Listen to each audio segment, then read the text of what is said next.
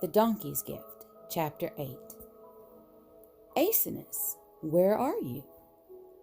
Waking to the sound of Joseph's distant voice, Aeneas opened his eyes in bewilderment to find that it was after dawn.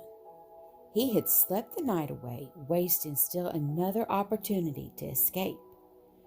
Frustrated, he leapt to his feet and looked around in all directions, trying to convince himself that it wasn't so. Joseph, with his tool bag slung from his shoulder, came down the hill.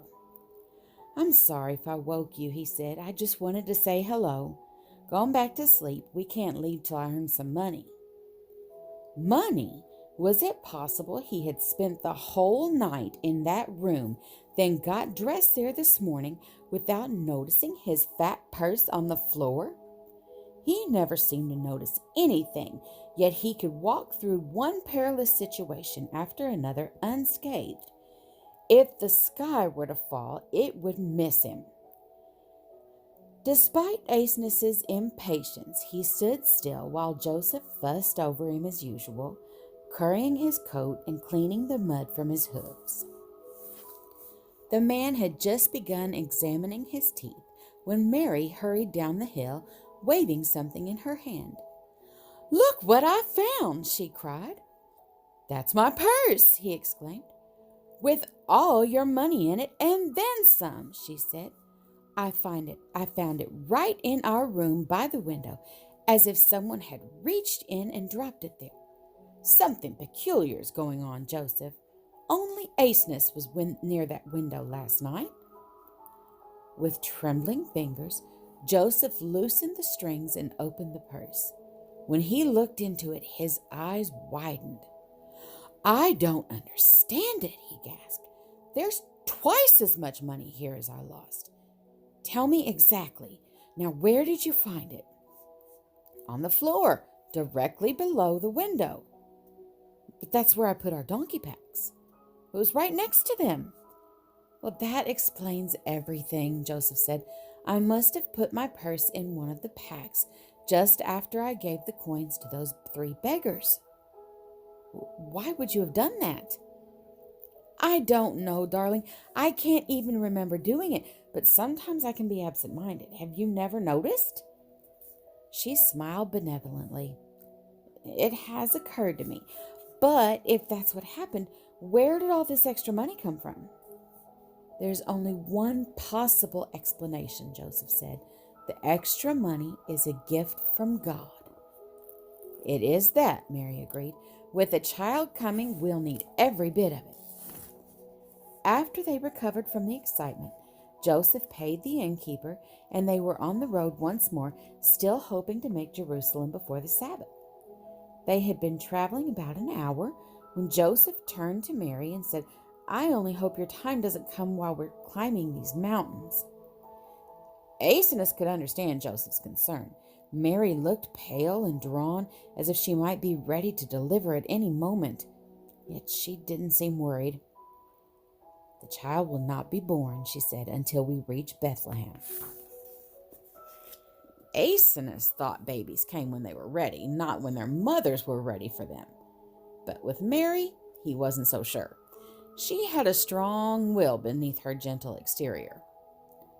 Joseph hoped by nightfall, he said, to reach the holy city of Bethel, which Jacob, in the scriptures, had called the house of God and the gate of heaven. But after their late start, they had traveled less than halfway by midday.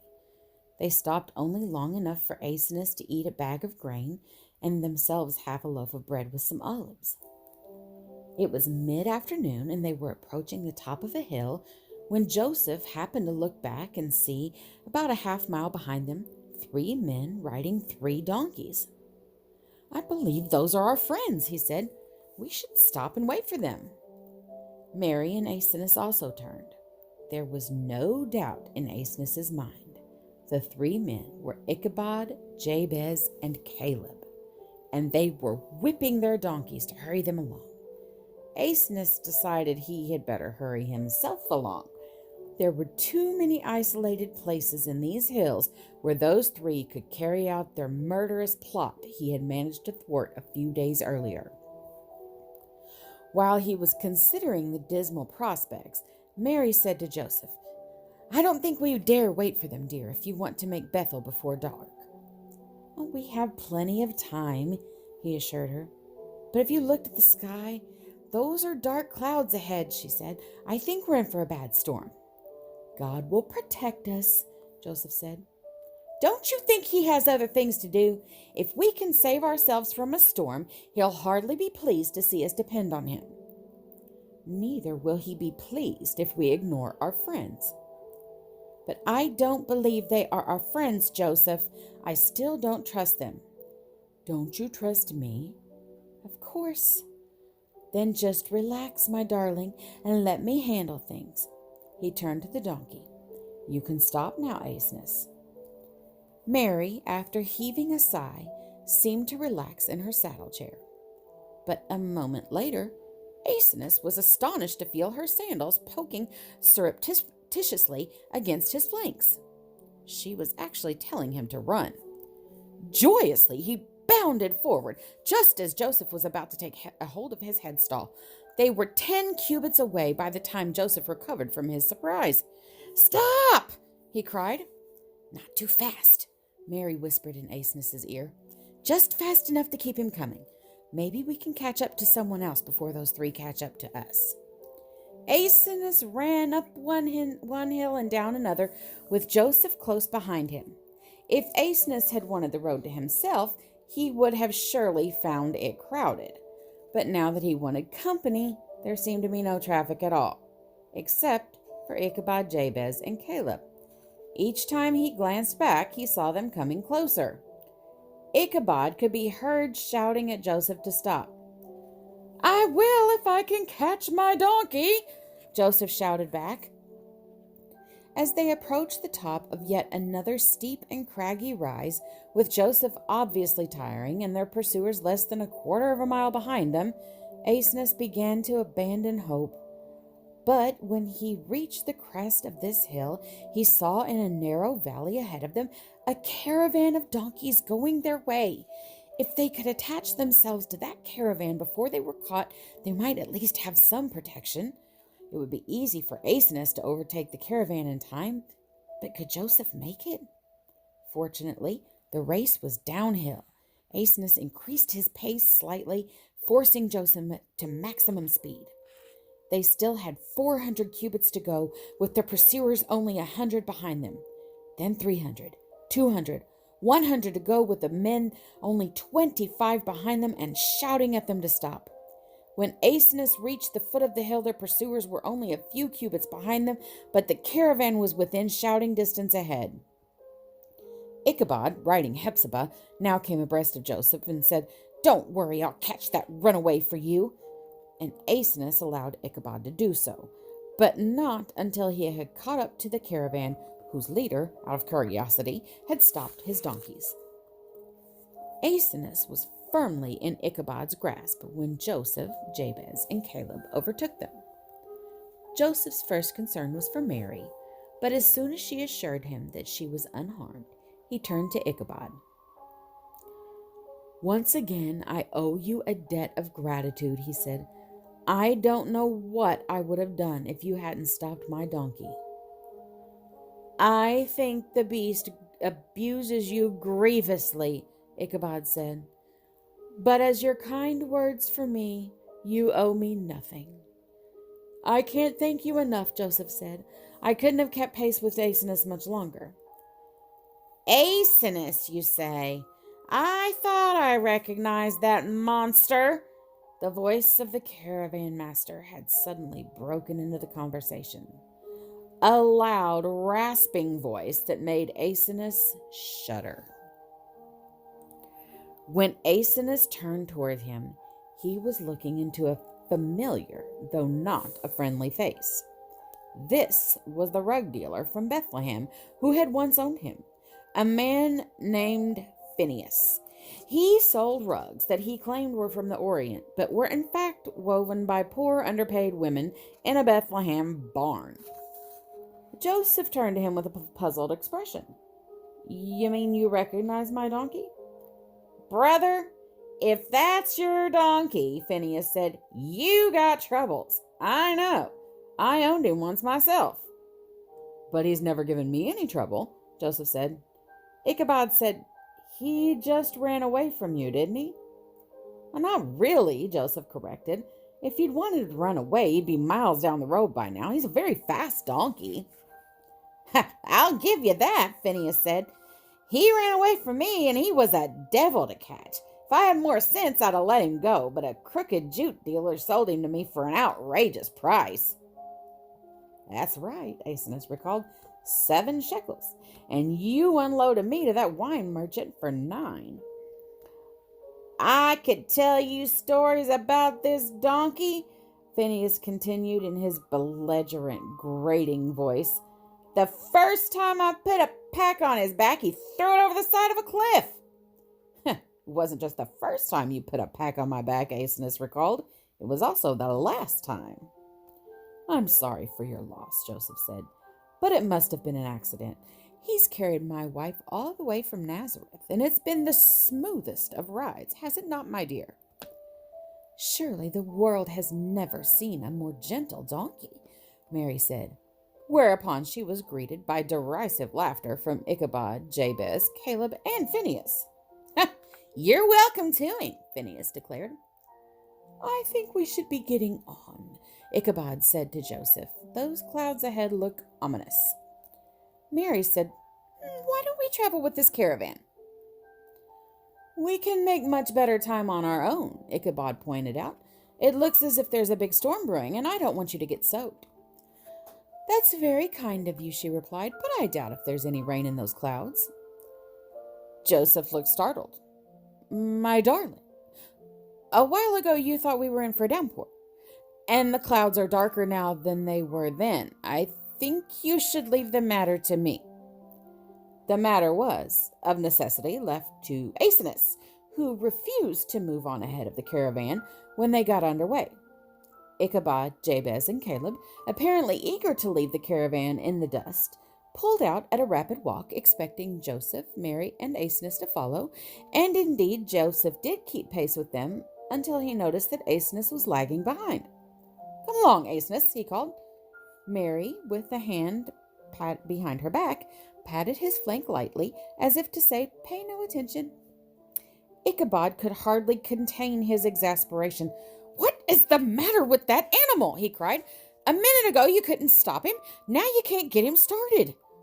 The men waited for Aeneas to come abreast. Joseph patted him and said, You can do better than that. Speed up, old boy. When Aeneas failed to respond, Ichabod said, You know, I deplore violence, but with this donkey of yours, I'm afraid strong measures are necessary. Joseph was aghast. Are you suggesting I take a stick to him? Not you, Ichabod said. You and I are too gentle for that sort of thing. But I notice Phineas carries a persuasive whip. It'd be a pleasure, Phineas bellowed, to give that demon a few good whacks. Never, cried Joseph. I know that some men whip their animals, but no man will whip mine. I feel the same way myself, Ichabod said, but I was worried about your wife if the rain should begin. Mary said, You can both stop worrying about me. It'll take more than raindrops to wash me away. Joseph, shrugging in resignation, walked along beside Aeneas, who continued to keep pace with the 20 or more donkeys in Phineas's caravan. After they had gone a distance in silence, Joseph said to Ichabod, I'm afraid I owe you an apology. Why so? For not staying to help you after the rock slide. Well, that wasn't your fault. It was your donkey's fault. You had to chase him. Well, I felt bad about it nevertheless. Ichabod put a hand on his shoulder. It warms my heart, he said, to meet a man like you. Aeneas became so disgusted listening to this that he struck up a conversation with one of Phineas's donkeys, a scraggly roan jack whose ribs showed through his hide. You look as if Phineas is still saving money on feed, he said to the jack. How often do you get a full meal? only when he puts us out to pasture between trips. He doesn't even let us forage at night for fear we'll run away. Are you the Aeneas I've heard the other donkeys talk about?" "I don't know. What do they say?" "They say you make trouble for your owners." "I try to," Aeneas said, "but I never seem to get any place. All my life I've been telling donkeys to rebel against people, but they pay no attention to me." "You got fertile ground here," the Jack said. "Every one of us would like to rebel against Phineas." "How long have you been with him?" "Long enough to lose 30 pounds. 3 or 4 months. Aeneas looked up and down the line of donkeys without seeing one he recognized. All of them were thin and undernourished. "Phineas has really got his system perfected, hasn't he?" "What system?" "You mean you don't know yet what he's doing to you? He figured out long ago that by giving his donkeys half portions of feed, he could save enough money before they wore out to pay for their replacements. He starves his donkeys because it's cheaper to replace them than feed them." "He gives us half portions, all right," the roan Jack said. "I always thought he was just stingy, but you may be right. Whenever a donkey gets too weak to carry a load, Phineas says, 'I know who's somebody who'll buy you,' and leads him away. Then he comes back with a healthy new donkey to replace him. Now do you see why you ought to revolt?" Just then, Aeneas heard a whip crack and saw its hideous tip bite into the Jack's hindquarters. The unfortunate creature, distracted by his conversation with Aeneas, had fallen back a few paces. Accompanying the whip and sounding downright evil came Phineas's brassy voice. "Get up there where you belong, you lazy rascal!" It was enough to end the discussion between the two donkeys. The strange conglomeration of travelers walked on in silence as the clouds ahead became ever more ominous. Bolts of lightning began to flash. Thunder roared, and heavy, oppressive, fearsome clouds brought semi-darkness before its hour. Joseph, at the first sprinkles, threw his own cloak over Mary's shoulders, ignoring her protest that she didn't need it. "I'm afraid this is only the beginning," he said. "We'll be well and truly soaked before we reach Bethel." "We'd be in Bethel already," Ichabod reminded him, "if that donkey of yours weren't so stubborn." Aeneas, ignoring his words, held steady with the pace of the donkey train. By the time they did reach Bethel, shortly before nightfall, the sky had opened up, pouring sheets and sheets of water on the sodden earth. The men and donkeys had to walk through rivulets of water as they made their way to the gate of Bethel and up its now deserted main street. Fortunately, Phineas knew the town quite well and led them directly to a large inn with a stable attached. Though he had no intention of stabling his own donkeys, he was quite gracious about accommodating Joseph, who insisted on finding a place to shelter Aeneas from the rain. Ichabod, Jabez, and Caleb, perhaps shamed by Joseph, decided to do likewise for their donkeys. But when they reached for their purses to pay the groom, Jabez and Caleb found themselves suddenly astounded, embarrassed, and infuriated. Their purses were gone. "My money!" Caleb gasped, digging into his pocket. "We've been robbed!" Jabez shouted, searching his person. Joseph looked at them in disbelief. "Robbed? Surely not. No doubt you've misplaced your purses." "We've been robbed, I tell you," Jabez repeated. "I ought to know a robbery when I see it."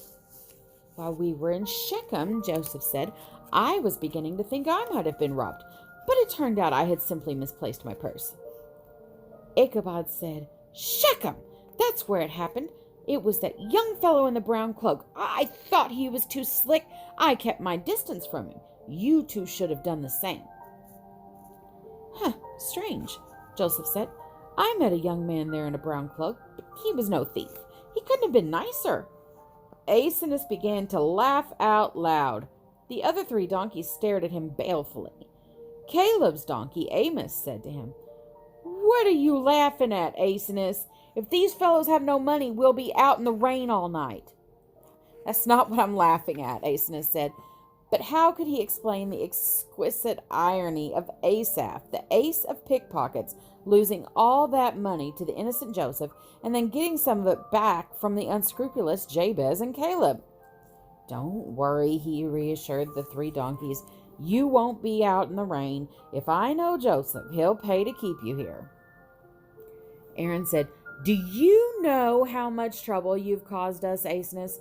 Thanks to you and your rock slide, we spent a frigid night on that mountain ledge."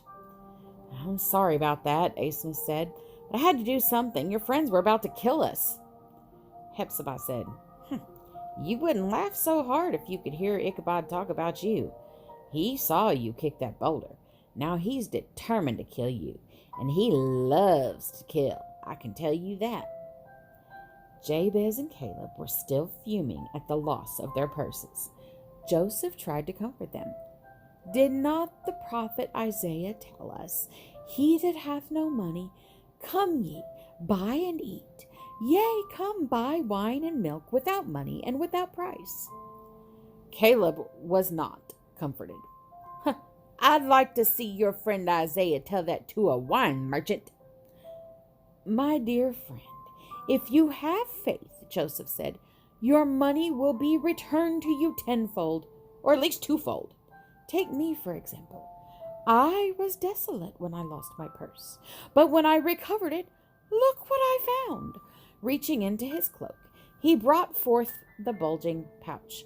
"Would you believe this? Twice as much as I had lost. It could only be a gift from God. Here, let me share my good fortune with you." Extracting a handful of coins, he gave half each to Jabez and Caleb. "It will tide you over until you find your purses. Now I must go and attend to my wife." When the 3 scoundrels were alone, Caleb put one of Joseph's gift coins between his teeth and bit it. "Feels real enough," he said. "But where could he have gotten hold of all that money?" "I don't care where he got it," Ichabod said. "The question is, how do we get it? I'm tired of chasing the silly fool." Jabez said, "He's smarter than I thought he was." "He's not smart at all," Ichabod corrected. "It's that wife of his and that donkey. We've got to get rid of them, and we start with the donkey tonight." Walking up to Aeschylus' stall, he said with venom in his voice, "I know how Balaam felt, because thou hast mocked me. I would there were a sword in mine hand, for now I would kill thee." Jabez took a dagger from his belt.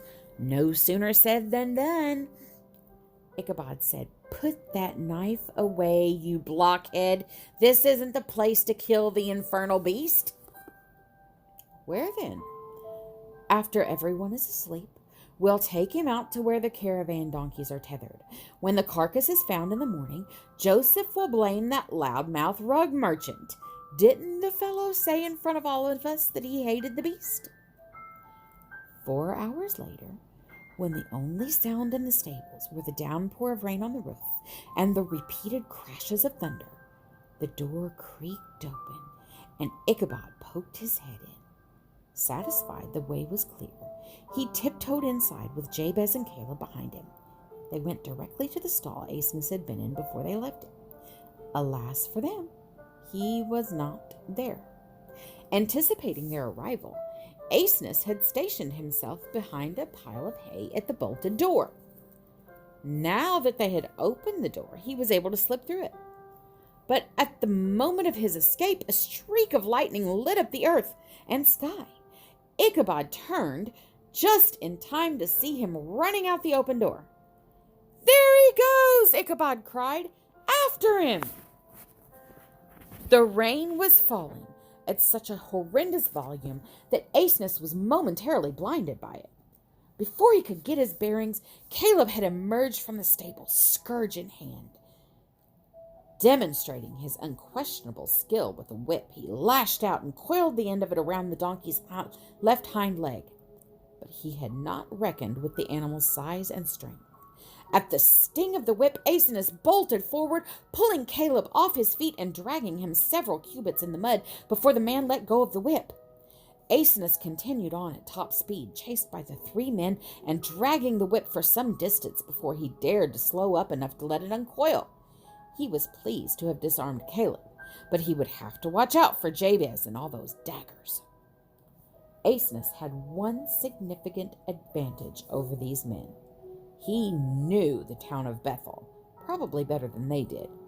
He also had some other advantages: his speed, the darkness, and the enveloping rain. But these were offset by the small size of the town. He had little space in which to maneuver, and they could cut him off before he could reach the city gate. Though the chase began as a pell-mell foot race, after Aeneas outran the men, it became a silent, stealthy hunt in which they stalked him from one end of the town to the other. They split up now so that Aeneas made his way quietly from one place to the other place, and he never knew which one of them might pop out at him. Feeling perilously vulnerable on the streets, Aeneas entered an alley, stepping lightly to make as little noise as possible, and was greeted by unidentifiable sounds not more than 20 cubits ahead. Should he go back away? Before he had time to decide, he caught sight of two shapes racing towards him. Bracing himself, he raised a front leg, at the same time aware of what an inadequate weapon he was. But they ran past him instead of attacking. He had disturbed two jackals eating garbage. Turning into another alley, Aeneas heard the distinct sound of a man's footsteps approaching. There was no time to back away. He had to continue on, hoping to come upon a pile of junk to hide behind. But the footsteps were coming closer and closer. Aeneas was about to despair when he saw something even better than a pile of junk. It was a stable door, wide open. He ducked inside just before the man passed. Despite the darkness, Aeneas could see a raised arm and a glint of metal, perhaps a knife blade. The man was tall and thin, exactly the size of Jabez. A few minutes later, peering out of still another alley, Aeneas saw a man with a lamp a good distance down the street, probably one of the town guards making his rounds. If he were to find Ichabod, Jabez, and Caleb abroad at this time of night, he might arrest them as prowlers. But how could a donkey lead him to them? Aeneas was thinking about this when someone from behind him grabbed his headstall. "Gotcha!" Ichabod cried out. Aeneas brayed in fright as well as in anger and reared. He swung his head savagely from side to side, trying to break Ichabod's hold. Then he sprang sideways at a nearby wall with all of his strength and weight, banging the man brutally against the wall. But Ichabod still clung to his harness. "Jabez! Caleb! I've got him!" he shouted. "Help me!" Deciding on a new strategy, Aeneas began running down the street, dragging Ichabod behind him. But Ichabod was nimble and clever. He managed to push off the ground and swing himself up onto the donkey's back.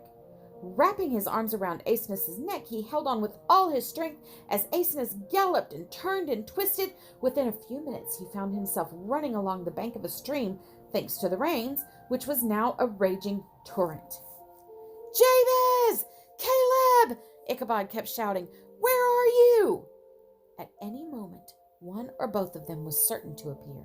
If Aeneas wanted to save himself, he would have to do something other than run aimlessly along this swollen stream.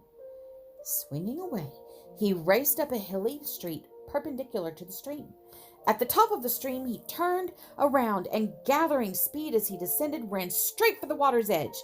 Ichabod, sensing the donkey's intention, clung desperately to his neck and emitted a ghastly scream. As Aeneas approached the bank at full speed, he lowers his head and neck as far as possible, thus drawing Ichabod further forward. Then he sprang into the air with a mighty leap, put his forelegs out in front, braced them, and came down on all of them at once. Ichabod, screeching hideously, somersaulted head over heels into the roaring maelstrom. Aeneas' first impulse was to run, but then he looked over the bank and saw Ichabod clinging to something in the water as he continued his shouts for help. Jabez and Caleb were certain to show up soon. Maybe it would be worth waiting for them. Moments later, as Aeneas concealed himself at the side of a nearby house, Caleb came running to the bank of the stream. "Ichabod!" he cried. "That you down there?" "Where do you think I am?" Ichabod shouted back. "In Solomon's temple? What you doing in the water?" "Stop yapping, you idiot, and come down here. The water's running so fast I don't dare let go of this branch." Since Ichabod was so eager to have Caleb down there with him, Aeneas decided he should help Caleb get down there. He wished suddenly that he were a goat, because with horns one could be more effective than with hooves. While kicking could be more forceful, he had to admit that butting was more accurate because you could look right at the person, whereas if you wanted to kick with any power, you had to kick with your hind legs. While the rancorous colloquy between Caleb and Ichabod continued, Aeneas, aided by the noise of the storm, moved up stealthily behind Caleb. Turning his back to the man, he planted his front legs firmly, then let his rear legs fly. In less time than it takes to tell, Caleb was down in the water with Ichabod, but still Ichabod was not satisfied. The weighty Caleb had apparently landed on top of him. Aeneas again retreated into the murky gloom, confident that Jabez would soon arrive. Wherever he was, he could hardly ignore the racket his friends were now making. Once more, Aeneas's hopes were quickly realized as Jabez appeared at the stream. But as Aeneas prepared to give him the same treatment he had given Caleb, he began to think about all those knives Jabez had. In the time it would take to blink an eye, the man could pull 4 or 5 daggers. It was too much to hope that he could get himself planted for a kick before Jabez realized he was there. The sensible thing to do was to leave well enough alone and head for a hillside cave that he remembered. But Aeneas couldn't resist the opportunity to get the better of all 3 of them. As he moved carefully behind Jabez, he kept wondering how goats learned to butt. Was there a special technique for it, as there was for kicking? Were you supposed to bring your head up in a hooking motion at the moment of contact? He was a few feet behind Jabez now. Lowering his head, he charged, aiming at every donkey's favorite target, the posterior. It was not an artistic success. He brought his head up too fast and caught Jabez on the shoulder just as the man heard him coming and started to run. Alarmed, the donkey took aim again. This time he connected precisely, dispatching the man into the turgid waters with his friends. Aeneas, braying triumphantly, trotted away to the cave in the hill. It was as cozy and comfortable as he remembered it, but he couldn't get much sleep. Not only was he flushed with the excitement of success, he was still drenched from the rain.